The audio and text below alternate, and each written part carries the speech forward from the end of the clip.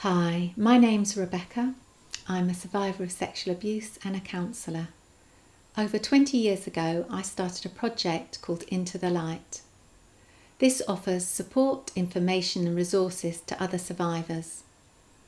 As part of the project, we're now making some short films about issues that impact survivors, and this film is about boundaries.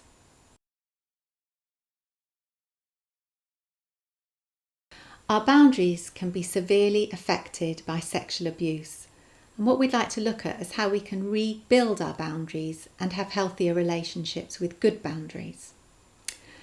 Our lives are controlled by boundaries. You can't just go off the street, walk into someone's house, open their door, start eating food from their fridge and switching on the TV. Although I must admit, I actually recently did that. I went round to my friend Zelda's house and she wasn't in. So I pushed open the back door, walked in, walked around, shouted her name for a bit. When she wasn't there, I did open the fridge, help myself to a drink, and sit down, watch TV and really enjoy myself. But normally I wouldn't be able to do that. There'd be a boundary telling me I couldn't.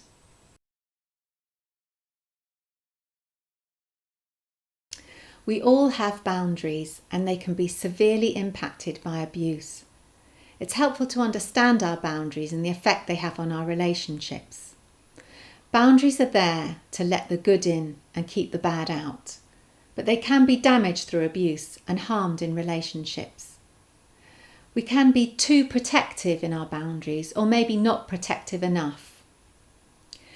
If we have too strong boundaries or walled boundaries, we can seek to control in relationships, possibly as a response to the powerlessness we may have felt during abuse. We can be very rigid, find it hard to see another person's point of view, and really hold back emotionally.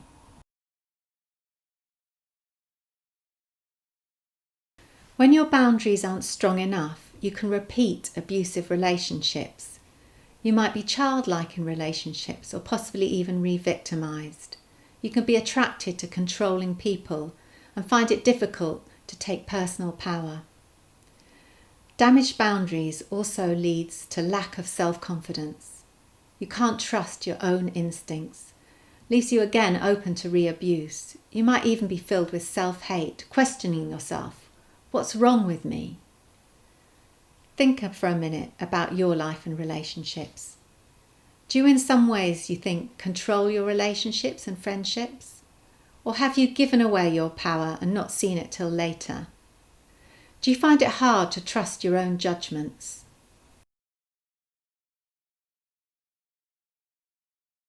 Let's take a look at some damaged boundaries. There are people who can't say no. These people fear setting a boundary with another person because they don't want to upset them. There's people who can't hear no. These are people who can't take responsibility for their own lives and they can control and manipulate others into doing what they want.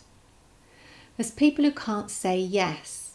These people don't join in with others. They're walled off. They're in control, yes, but they're isolated as well. There's people who can't hear yes.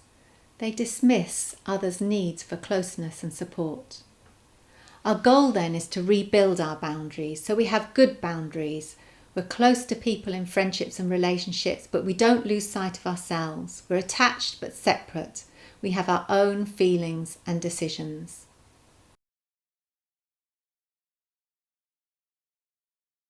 When we're looking at rebuilding our boundaries, it's useful to look at our life today and where our boundaries are. So, do you have difficulty saying no? What happens if you don't agree with your partner, your friends, your family, perhaps your work colleagues? Who chooses where you go on holiday, what film you go to see, where you eat out? What happens if you do agree with them? What does that get you? Boundaries are in a way a litmus test of a relationship. If you can't say no without conflict and stress, maybe, just maybe, you need to look at that relationship again and perhaps reassess it. In healthy relationships, you do have your own choices and thoughts and values. So, don't give up being you for anyone else.